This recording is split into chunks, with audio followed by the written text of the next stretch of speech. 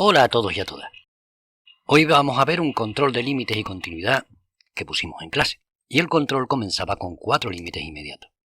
Estos límites son límites para cuando x tiende a infinito. En el primer caso, tenemos un cociente de polinomios y el grado del numerador es mayor que el grado del denominador, así que ese límite nos daría directamente infinito, y no hay que fijarse en ningún detalle más. Ahora, el segundo caso, el grado, es al revés, el grado del numerador es menor que el grado del denominador, en cuyo caso el límite tiende a 0. El tercer caso, el límite en estos casos se resuelve dividiendo los coeficientes de los términos de mayor grado, puesto que nos ocurre que el grado del numerador y del denominador son iguales. Ahora bien, un medio elevado a infinito es un número comprendido entre 0 y 1, y al multiplicarlo infinitas veces por sí mismo tiende a 0, y si no, compruébalo mediante una tabla. Luego ya este límite lo tenemos resuelto. El cuarto caso, el último caso, la tendencia natural es a creer que aparecerá el número e, probablemente porque tiene una cierta similitud con la estructura que estuvimos viendo en clase. Ahora bien, si te fijas en el interior del paréntesis, en realidad tengo 1 más 1. 1 más 1 son 2, 2 elevado a infinito. Pero es que cualquier número mayor que 1 elevado a infinito, si lo multiplicas infinitamente por sí mismo, obtenemos un infinito. Así que nuestro límite, nuestro último límite, daría directamente infinito. Vamos con otro caso distinto. El límite para cuando x tiende a 1 de x al cubo menos 1 partido por x cuadrado menos 1. Se trata de un cociente entre dos polinomios y al sustituir la x por un 1 obtenemos una indeterminación del tipo 0 partido por 0. Luego, este no tiene vuelta de hoja.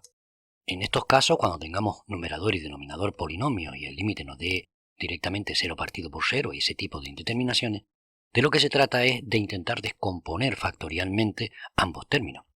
Y si observamos el denominador, ese x cuadrado menos 1, ni siquiera es necesario meterlo en la regla de Ruffini, puesto que eso sería x más 1 por x menos 1, es decir, una suma por una diferencia, que es una diferencia de cuadrado. Otra cosa es el caso de x al cubo menos 1. Ese sí lo vamos a meter en la regla de Ruffini. Vamos a situar en la cruz de Ruffini un 1, puesto que el límite es para cuando x tiende a 1, lo cual significa que nosotros estamos dividiendo en realidad entre x menos 1. Y situamos en la parte superior de la regla de Ruffini todos los coeficientes de x al cubo, incluidos aquellos que faltan, es decir, un 1 para la x al cubo, un 0 para la x al cuadrado, otro 0 para la x y el término independiente que en este caso es menos 1. El primer término, el 1, ese primer coeficiente lo bajamos sin hacerle nada y comenzamos a hacer la típica multiplicación. 1 por 1, que es 1, le sumamos al 0, me da 1, otra vez lo mismo, y por último, un 0, que es lo que nos da el resto. Así que la expresión x al cubo menos 1 también se podría escribir como el divisor, x menos 1, por el cociente más el resto. Claro que el resto es 0 y no lo pongo. Por tanto, tengo que x al cubo menos 1 es lo mismo que escribir x menos 1 por x cuadrado más x más 1. Bien, hasta aquí todo correcto, así que nosotros vamos a sustituir en aquella expresión que teníamos, que era el límite para cuando x tiende a 1, de x al cubo menos 1 partido por x cuadrado menos 1, por estas equivalencias. En el numerador escribiremos x menos 1 por x cuadrado más x más 1, y en el denominador la suma por la diferencia, x menos 1 por x más 1. Lógicamente ese x menos 1 que está en el numerador se nos iría, se nos cancela con el que tenemos en el denominador. Hemos simplificado, con lo cual ahora solo tendríamos que sustituir esa x por un 1 a ver qué nos da. Y nos da directamente 3 medios. Hemos resuelto nuestro límite. Por tanto, en este tipo de límites, cuando me da 0 partido por 0, lo ideal es meternos directamente a descomponer factorialmente numerador y denominador. El siguiente es incluso más fácil, puesto que tenemos el límite para cuando x tiende a 1 de esa fracción que nos da 0 partido por 0, es decir, de nuevo tenemos una indeterminación, así que tenemos que aplicar la misma técnica, la de descomponer. Ahora bien, si observas bien detenidamente el denominador, x cuadrado menos 2x más 1 no es otra cosa que el cuadrado del primero menos el doble del primero por el segundo más el cuadrado del segundo, es decir, x menos 1 elevado al cuadrado. Se trata, por tanto, de un producto notable. Y puesto que lo tenemos de esa manera, ahora solo tendremos que sustituir en nuestro límite y ver si es posible cancelar algo con algo, es decir, si podemos simplificar. Y efectivamente vamos a poder simplificar, puesto que esa expresión es exactamente lo mismo que el límite para cuando x tiende a 1 x menos 1 en el numerador y en el denominador x menos 1 por x menos 1. Ojo al detalle. Cuando cancelo el x menos 1 con el x menos 1, el del numerador con el denominador, no es que desaparezcan y de repente ya ahora tenga el límite para cuando x tienda a 1 de x menos 1. Eso es una división y x menos 1 entre x menos 1 es un 1. Luego, ojo con ese detalle que lo he visto en los exámenes y no entiendo exactamente por qué de repente teníamos una fracción y desaparece. Bien, dicho esto, ahora si sustituimos por x igual a 1, tenemos 1 partido por 0. Y en teoría, 1 partido por 0 es infinito, aunque entraremos en detalle cuando estudiemos la continuidad de esta función. Porque si lo estudiamos con detalle, ocurre una cosa distinta si nos acercamos por la izquierda al 1 y por la derecha al 1. Y es que por una parte tendré el menos infinito y por otra parte tendré el infinito. Pero de momento nos vale con esta expresión. Sabemos que 1 partido por 0 es infinito. Luego ya entraremos en detalle. Vamos a borrar todo esto que tenemos aquí y vamos a meternos con el siguiente límite. Y el siguiente límite, en el siguiente límite que también me da 0 partido por 0, la cosa cambia un poco porque en el numerador tengo un radical. Claro que ahí tengo una diferencia, 2 menos raíz de x. Se simplificaría bastante esta indeterminación si yo multiplicara y dividiera por el conjugado del numerador, es decir, por el conjugado de allí donde aparezca el radical. Luego esto lo podemos escribir como la misma expresión que teníamos antes, pero multiplicándolo por 2 más raíz de x partido de 2 más raíz de x. Que claro, 2 más raíz de x partido de 2 más raíz de x es 1. Luego en realidad yo no he cambiado nada. Así que una suma por una diferencia era una diferencia de cuadrados. Y esto podría quedar de otra manera. Sería el límite para cuando x tiende a 4 del cuadrado del primero menos el cuadrado del segundo. Menos raíz de x elevado al cuadrado. El objetivo es que se cancele ese cuadrado con ese radical. Y efectivamente lo cancelamos y en consecuencia aquí lo que nos va a quedar es en el numerador 4 menos x, que se parece mucho a lo que tengo en el denominador, ¿verdad? En el denominador tengo un x menos 4. Luego si le doy la vuelta y lo multiplico por menos 1 tengo lo mismo. Y de esa manera sí que podría simplificar. Y vamos a ver si simplificándonos desaparece esa indeterminación. Y efectivamente ese 4 menos x nosotros lo vamos ahora a colocar como menos paréntesis x menos 4. ¿Qué conseguimos con eso? Pues con eso conseguimos que se nos vaya del numerador y del denominador ese x menos 4. Así que vamos a cancelarlo y sencillamente ahora sustituimos. Y si sustituimos, recuerda que hay un menos 1 en el numerador, ese menos no desaparece, partido por 2 más raíz de x en el denominador. Al sustituir la raíz cuadrada de 4 serían 2, 2 más 2, que son 4, así que efectivamente tengo el resultado de mi límite, y el resultado de mi límite sería menos un cuarto. Borramos todo esto, como ves es bastante sencillo, y ahora nos metemos con este límite, el límite para cuando x tiende a infinito de 2x menos 4 partido de 2x más 2. Y si lo miro por separado cada cosa, lo del paréntesis me da directamente un 1, puesto que se trata de un cociente de dos polinomios y tienen el mismo grado, así que 2 entre 2, 1. Y, por supuesto, 2x menos 1 tiende a infinito. Por tanto, tengo una indeterminación clásica, la indeterminación 1 elevado a infinito. Y esa sí que me conduce al número e. Por tanto, recuerdo la estructura de cómo era el número e, el límite para cuando algo tiende a infinito de 1 más 1 partido por ese algo elevado a algo. Y aquí lo que juego es intentar tener el 1. ¿Cómo tengo el 1? Pues yo creo que lo ideal es sumar y restar 1. Es cierto que existe una fórmula que me permite hacer esto sobre la marcha, pero la verdad es que me resulta mucho más agradable hacerlo de esta manera. Lo razono paso por paso y lo vamos viendo. Si sumo y resto 1, lo que está claro es que 1 también es lo mismo que 5 partido por 5, que 8 partido por 8 o que 2x más 2 partido por 2x más 2. Así que vamos a realizar esa operación. Voy a cambiar ese menos 1 que está por ahí por menos 2x más 2 partido de 2x más 2. Tienen el mismo denominador, esas dos fracciones, así que operamos esa diferencia. Y si operamos esa diferencia, lo que vamos a tener es lo siguiente. Límite para cuando x tiende a infinito de 1 más pues 2x menos 4 menos el otro numerador, menos 2x menos 2. Lo he cambiado de signo, puesto que tengo un signo menos delante. Así, de esa forma, ya esto se me va pareciendo un poco más a lo que pretendo. Y nada, volvemos a escribir simplificando un poco ahí. 2x se iría con 2x. Está claro que se cancelan entre ellos. Y menos 4 y menos 2, que sería ese menos 6. Menos 6 partido de 2x más 2, pero yo donde hay un menos 6 necesito un 1. ¿Cómo sitúo ese 1? Pues sencillamente le doy la vuelta a la fracción. La inversa de la inversa es el mismo número, ¿no? Así que eso lo podría escribir como 1 más 1 partido de 2x más 2 partido a su vez de menos 6. Y si todo eso queda elevado a 2x menos 1, en realidad lo único que me hace falta en el exponente es justo lo que aparece en el denominador de ese 1. Así que lo escribo por la cara, 2x más 2 partido de menos 6. Pero a la vez multiplico por su inverso, para contrarrestar el efecto de lo que acabo de meter. Y de esa manera yo sé que la estructura del número e ya la tengo. Eso que estoy coloreando de amarillo, en definitiva, es el número e.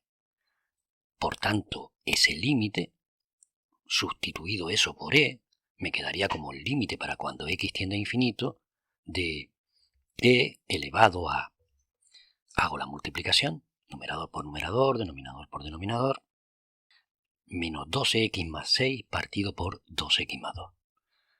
Como tienen el mismo grado, divido sus coeficientes, estamos hablando de un límite para cuando x tiende a infinito, y eso me da menos 6. Así que la solución es más que evidente. En nuestro caso, nuestro límite da el número e elevado a menos 6. Y ya lo tenemos resuelto.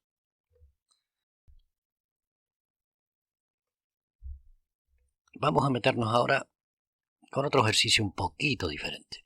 Y es que se trata, ni más ni menos, que de estudiar la posible continuidad o no de esta función, una función definida a trozos. Tengo que recordar siempre las tres premisas que deben cumplirse. Primero, antes que nada, vamos a pararnos un momentito.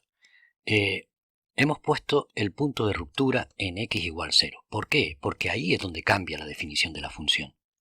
Si te fijas, vale x más 2 si x es menor que 0. Y x cuadrado más 1 si x es mayor o igual que 0. Luego, lo que está claro es que el punto donde cambia esa función es justamente el 0. Lo primero que hago es estudiar si existe el valor de la función en el punto. Y claro, en la segunda definición se incluye el 0. Me dice para x mayor o igual que 0. Así que sustituyo en la segunda. Y si sustituyo en la segunda, f de 0 sería 0 elevado al cuadrado más 1, que es 1. Luego vamos a ver si se cumple la segunda premisa, es decir, si existe el límite para cuando x tiende a 0 de mi función. Fíjate que no hemos escrito la función, porque aquí va a ocurrir una cosa diferente si me aproximo por la izquierda o si me aproximo por la derecha. Vale, ¿qué pasa si me aproximo por la izquierda y si me aproximo por la derecha? Veamos, lo primero que tenemos que tener en cuenta es que si me aproximo por la derecha, los valores que debo tomar son más grandes que 0. Y si son más grandes que 0, obviamente lo que tengo que tomar es la segunda definición, la de x cuadrado más 1, puesto que ahí eso está definido cuando el x es mayor o igual que 0 y yo me estoy aproximando por la derecha. Y en el otro caso, obviamente, tendré que tomar x más 2, porque me aproximo por la izquierda con números más pequeños que 0. Bueno, pues el límite por la derecha me basta con sustituir ahí por 0 y tendríamos 0 elevado al cuadrado más 1, que es 1. Y en el segundo caso, 0 más 2, que es 2. Luego aquí se produce un salto. No existe, por tanto, el valor del límite, puesto que los límites a izquierda y a derecha son distintos. Fíjate en el gráfico. Se trata de un salto que podemos medir. Luego nosotros estamos hablando de una discontinuidad de salto finito. Es más, podemos incluso calcular el valor del salto. Bastaría con restar los límites. Y en este caso tendríamos 2 menos 1. El salto, por tanto, equivale al valor absoluto, porque estamos hablando de distancia, de 2 menos 1, que es igual a 1. Ya hemos averiguado incluso cuál es el tamaño de ese salto.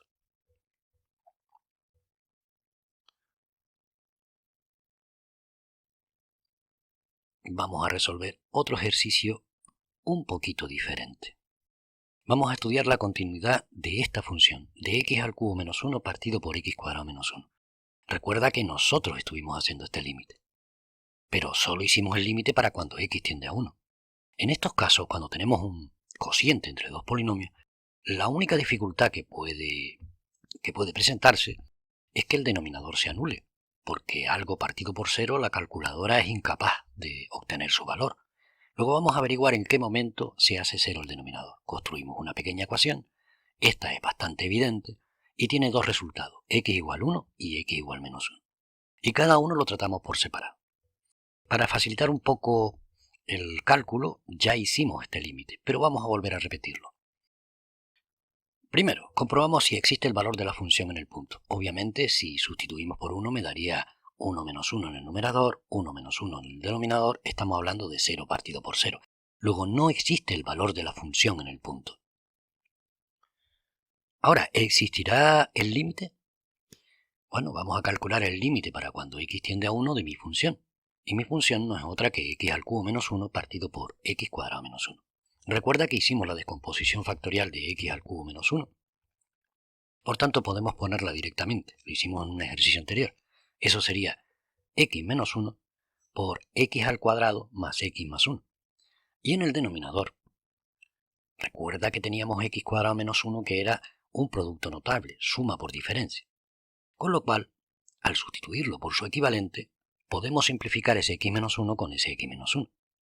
Y si simplificamos, la cosa queda de la siguiente manera. Estamos calculando el límite para cuando x tiende a 1 de x cuadrado más x más 1 partido por x más 1. Y al sustituir por 1, sí que obtenemos un valor. Directamente obtendríamos 3 medios. Por tanto, al menos en x igual 1 podemos evitar la indeterminación sustituyendo el valor de la función por el valor del límite. Estamos, por tanto, ante una discontinuidad, pero una discontinuidad evitable. Evitable porque podemos sustituir el valor de la función por el valor del límite en x igual 1. Pero no se nos olvide, esto es un caso. También tendremos que estudiar el caso x igual menos 1. Así que vamos a por él. ¿Qué ocurre si x vale menos 1? De entrada, vamos a ver si se cumple la primera premisa. ¿Existirá el valor de la función en el punto x igual menos 1? Es obvio que no. Si sustituyéramos por menos 1, me volvería a dar 0 partido por 0. Así que no existe el valor de la función en el punto, luego ya sabemos que la función es discontinua. ¿Pero qué tipo de discontinuidad? Tendremos que estudiar qué pasa con el límite. Vamos a averiguar si existe el límite para cuando x tiende a menos 1 de la función x al cubo menos 1 partido por x cuadrado menos 1. Si jugamos el partido de la misma manera que en el apartado anterior y sustituimos ese x al cubo menos 1 por su equivalente y hacemos lo propio con el denominador, por mucho que se nos vaya, al final lo que vamos a obtener es algo partido por 0. Y ese algo partido por 0 es infinito. Pero ojo con este detalle. ¿Qué infinito? ¿Más infinito? ¿Menos infinito? No lo sabemos. Tendremos que diseñar una tabla y estudiar el límite a la izquierda y a la derecha. Vamos a ver qué ocurre a la derecha y a la izquierda del menos 1. Esos son los dos límites que vamos a calcular. Y ya veremos si son iguales o si son distintos. Y si tienden a más infinito o a menos infinito. Y me tomé la molestia de meter estos datos en una hoja de cálculo y empezar a calcular valores próximos al menos 1 acercándome por la izquierda y por la derecha. Y eso fue lo que obtuve. Observé que si me acercaba directamente por la izquierda obtenía menos infinito y si me acercaba por la derecha obtenía más infinito. Los números eran cada vez más grandes en ambos casos, en valor absoluto, pero en un sentido negativo y en un sentido positivo. Así, visto de esta forma, los límites a izquierda y a derecha tienden a distintos infinitos. El de la izquierda tiende a menos infinito y el de la derecha tiende a más infinito. Por tanto, estamos hablando de una discontinuidad de salto, pero de una discontinuidad de salto infinito. Es más, si representamos gráficamente esta función, al final lo que vemos es que la función tiene una asíntota en el punto x igual menos 1. Esa asíntota x igual menos 1 define el comportamiento de la función a izquierda y a derecha del menos 1. En un caso, si nos acercamos por la derecha, tiende al infinito, y si me acerco por la izquierda, tiende al menos infinito. Y con esto hemos visto el control. Nos vemos en el siguiente vídeo.